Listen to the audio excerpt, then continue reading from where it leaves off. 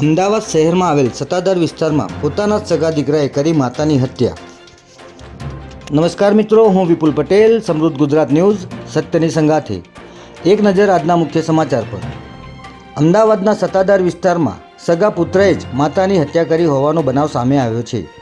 પ્રાપ્ત માહિતી અનુસાર આરોપી વ્રજ કોન્ટ્રાક્ટર વર્ષે 2018થી 2024 સુધી કેનેડા ખાતે સ્ટુડન્ટ વિઝા પર હતો અને વિઝા પૂરા થતાં વર્ષ 2024માં તે ભારત પરત આવી ગયો હતો અને અત્યારે વ્રજ કોઈ કામ ધંધો કરતો ન હતો અને આ દરમિયાન આરોપી પુત્ર અવારનવાર માતા પિતા સાથે લગ્ન કરવા બાબતે ઝઘડો કરતો હતો.